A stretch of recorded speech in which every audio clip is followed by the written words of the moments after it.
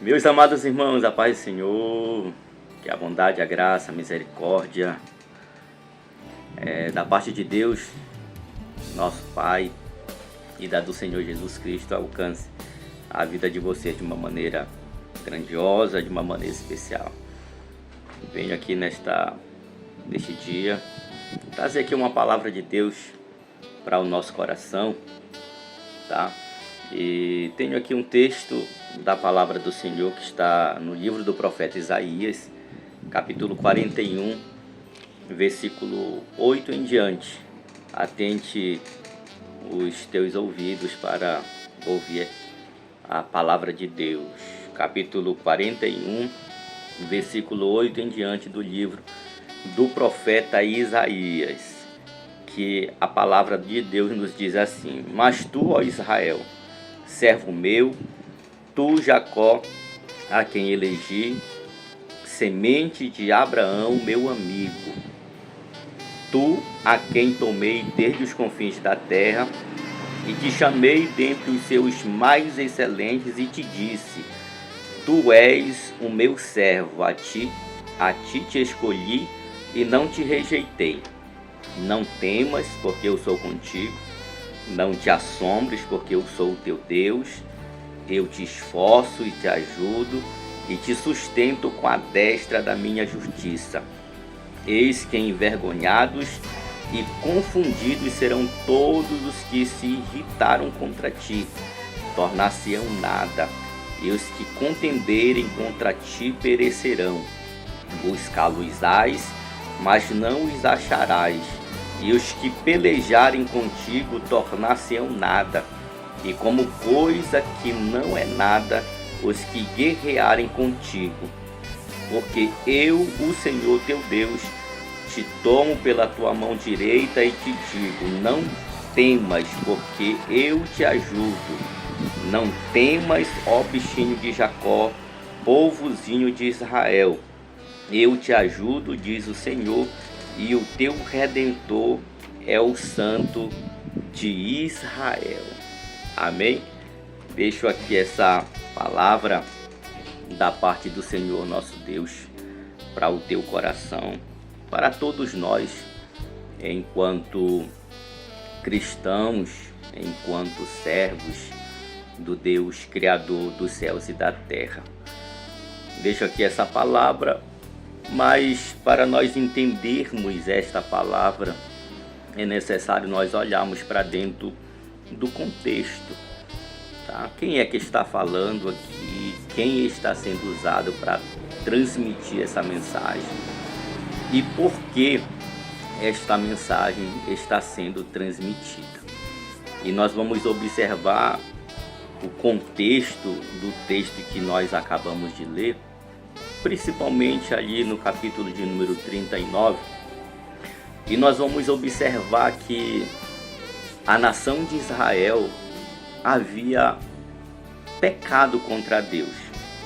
A nação de Israel havia deixado o Deus soberano, o Deus criador dos céus e da terra, o Deus verdadeiro, de lado, para adorar a deuses estranhos. E como consequência dessa decisão, eles foram levados para o cativeiro. E lá no capítulo 39, nós vamos observar que o profeta Isaías, usado por Deus, fala ao rei Ezequias, dizendo que chegaria um tempo em que a nação de Israel, consequentemente implícita dentro do capítulo 39, seria levada para o cativeiro. E todas as riquezas do rei Ezequias, as riquezas seriam levadas também para o cativeiro, assim também como toda a descendência do rei. E o tempo passa e Nabucodonosor se levanta e leva a nação de Israel, muitos, de dentro da nação, para o cativeiro. Nabucodonosor guerreia contra a nação de Israel, muitas pessoas morrem, muitas pessoas são assassinadas, e muitas delas foram levadas para dentro do cativeiro. Tudo isso por causa da consequência do pecado deles. E um dos pontos muito essenciais que levou a nação de Israel para o cativeiro foi exatamente o pecado da idolatria. O povo se esquece de Deus, do Deus verdadeiro, do Deus que os tirou com mão poderosa lá de dentro do Egito, tá? E esse povo esquece desse Deus e passa como escolha a adorar deuses estranhos. Então vem a consequência, o povo é levado para dentro do cativeiro. Mas olhando para dentro ainda desse contexto, nós vamos observar que mesmo o povo pecando contra Deus, mesmo o povo sendo levado para dentro de um cativeiro, Deus faz promessas para esse povo. E fundamentado nesse texto, eu digo que nós nunca estaremos só, tá? Você nunca vai estar só, tá? Dentro da sua caminhada, dentro da sua jornada cristã, você nunca estará sozinho. Mesmo diante da fragilidade, mesmo sendo acometido pelo pecado, tá? Você nunca vai estar só, nunca estará sozinho, tá? Deus deu um mandamento para a nação de Israel, os 10 mandamentos, lá no capítulo 20 do livro de Êxodo, e o versículo de número 3, 4 e 5, Deus foi bem claro em dizer para a nação, depois que tirou essa nação de dentro do Egito, caminhou com essa nação em direção a Canaã, e Deus, no meio da caminhada, do percurso, vai trazer esses 10 mandamentos. O povo que passa cerca de 430 anos lá dentro do Egito, pecando, sendo ensinada, fundamentado na cultura daquele povo, cultura de idolatria, tá? Cultura de adoração a deuses estranhos. E esse povo passa 430 anos, sai do Egito, e Deus traz os 10 mandamentos para eles, dizendo que a caminhada, a cultura, a adoração, a religiosidade do povo não tem nada a ver naquele momento, a partir daquele momento, com aquilo que eles aprenderam lá dentro do Egito. Agora é uma nova fase. Agora eles precisam olhar para um novo decreto, para uma nova lei, certo? E no capítulo 20, versículo 3, 4 e 5, Deus vai dizer assim para eles: não terás outros deuses diante de mim, não farás para ti imagem de escultura, nem alguma semelhança do que há em cima nos céus, nem embaixo na terra, nem nas águas debaixo da terra. Não te encurvarás a elas, nem as servirás. Está aqui o mandamento. Só que mesmo assim o povo, ele toma a decisão de pecar contra Deus. Está enraizada na vida do povo essa cultura do pecado, a cultura da idolatria. E como consequência disso, eles vão ser levados para o cativeiro. E dentro do cativeiro, eles vão sofrer, tá? Sofrer consequências, eles vão sofrer perdas, eles vão sofrer decepções. Eu olho para dentro do texto e vejo a nação de Israel trocando a liberdade pela escravidão, tá? Eles trocam a liberdade de viverem uma vida livre, de viverem uma vida na presença de Deus, de viverem uma vida recebendo de Deus tudo de bom, pela novamente escravidão. E o povo vai para dentro do cativeiro. E dentro do cativeiro, esse povo vai viver uma desesperança. Esse povo, como consequência da desesperança, né, muito sofrimento ali, eles vão passar agora, muitos deles, a adorar a ídolos, a adorar deuses estranhos, a adorar aos ídolos que existem dentro de Babilônia, e eles vão olhar para esses ídolos e vão comparar esses ídolos com o Deus Criador dos céus e da terra. Eles perdem a esperança e eles querem encontrar uma esperança em ídolos, tá?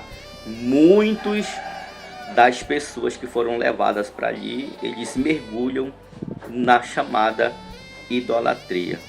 E ali dentro do cativeiro eles passam a viver uma solidão. Solidão sem a presença de Deus, mergulhado na idolatria. Mas ali dentro do cativeiro, que não foi culpa de Deus, tá? Não foi Deus o culpado deles estarem vivenciando aquela situação. Eles estão apenas recebendo aqui a consequência da má escolhas que eles abraçaram. E ali dentro do cativeiro, vivenciando toda essa tristeza, Deus não os deixa sozinhos.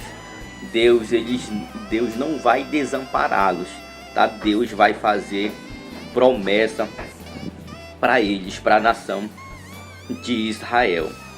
E ali dentro do cativeiro, o povo é exortado a confiar em Deus. É por isso que Deus vai olhar para dentro da nação e Deus vai trazer essa palavra de esperança, essa palavra de consolo, essa palavra de conforto para a nação de Israel, tá? Mostrando, falando para a nação de Israel que eles não estavam só, que Deus iria resgatá-los ali de dentro daquele cativeiro. É por isso que no capítulo 41, versículo 8 em diante, Deus vai dizer para eles, né? Mas tu, ó Israel, servo meu, tu Jacó, a quem elegi, semente de Abraão, meu amigo. Deus está falando com a nação que está dentro de cativeiro, sofrendo, desiludida, perderam a esperança. Muitos se voltaram, mergulharam profundamente no mundo da idolatria, tá? Mas ali dentro daquele cativeiro existia, em meio à nação toda que foi levada cativa, existia um grupo que se prostravam diante de Deus, tá? Existia um grupo que chorava aos pés do Senhor, existia um grupo que, mesmo em meio ao desespero, mesmo em meio à escravidão, eles buscavam a presença do Deus Criador dos céus e da terra. E por causa dessa situação, Deus vai fazer promessa, Deus vai tirá-los de dentro do cativeiro. Tu, a quem tomei desde os confins da terra e te chamei entre seus mais excelentes e te disse: tu és o meu servo, a ti te escolhi e não te rejeitei. Deus está dizendo: não temas, porque eu sou contigo, não te assombres, porque eu sou o teu Deus. Eu te esforço e te ajudo e te sustento com a destra da minha justiça. Deus, de maneira nenhuma, meus amados irmãos, vai deixar o seu povo, o seu escolhido, sozinhos. Mesmo que eles tenham abraçado, tenham escolhido, tenham tomado a decisão de adorar deuses estranhos, de abraçar o pecado, Deus não vai deixar o povo só. Deus nunca vai te deixar sozinho, tá? Ainda que você tenha errado, ainda que você tenha falhado, e todos esses erros que você abraçou, que você tomou a decisão de colocar em ação, tá? A decisão que você tomou de uma maneira precipitada, errada, que entristeceu o coração de Deus, toda essa situação te levou para dentro de um cativeiro, você nunca vai estar só. Deus não vai te deixar sozinho dentro desse cativeiro. E aqui a nação de Israel está vivenciando essa situação. Tá? E eu aplico isso aqui para dentro do nosso contexto, da nossa vida. O pecado, ele tem como propósito nos afastar da presença de Deus. O pecado faz separação entre Deus e o homem. E o pecado, meus amados irmãos, ele nos leva para dentro de um cativeiro. Além do pecado, que tem também esse poder de levar para dentro, para nos levar para dentro de um cativeiro, existem outras situações que também nos permitem ou nos conduzem para dentro de um cativeiro. Além do pecado, tem uma decepção amorosa, tem um problema de enfermidade, tem um problema financeiro, né? Uma discussão dentro de casa, um problema conjugal, né? Um complexo de inferioridade, um diagnóstico médico não agradável. Então tem muitas situações que tem esse poder de nos levar para dentro do cativeiro. E quando nós estamos dentro do cativeiro, a gente perde a esperança, a gente vive uma vida solitária, a gente se isola dos amigos, se isola das amizades, né? E a gente fica ali naquele canto, e o inimigo de nossas almas tem como objetivo, ele se aproxima e coloca na nossa mente: você não vale nada, você não consegue nada, as pessoas não olham para você, as pessoas não ligam para você, as pessoas não te dão crédito, as pessoas dizem que você não presta, as pessoas dizem que você é um fracassado. Então o inimigo começa a soprar isso na nossa mente e a gente fica ali dentro daquele cativeiro, nos martirizando, longe de tudo e longe de todos.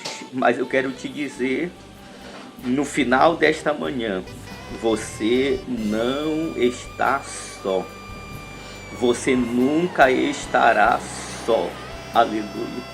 Às vezes o inimigo, dentro desse cativeiro, mediante uma situação que você criou, a escolha que você abraçou, o inimigo chega e o objetivo é acabar com a sua história, é acabar com a sua vida. Tá? E você pensa ali dentro daquele cativeiro: ninguém liga para mim, eu estou sozinho, então eu vou dar fim da minha vida. Mas Deus te diz no final desta manhã que você não está só. Dentro do cativeiro, Deus faz promessa para a tua vida, dizendo que você não está só, dizendo que Deus te escolheu. Não temas, porque eu sou contigo. Não te assombres, porque eu sou o teu Deus. E você precisa, dentro do cativeiro, ter esse relacionamento. Não é olhar para as situações adversas e ficar no canto lá da parede, não, sofrendo. Não, de maneira nenhuma. Você é um escolhido de Deus, você é um soldado de Deus. E você precisa se levantar diante de todas aquelas vozes que vêm na tua mente. Você precisa se levantar e você precisa entender que você não está sozinho. Deus está contigo.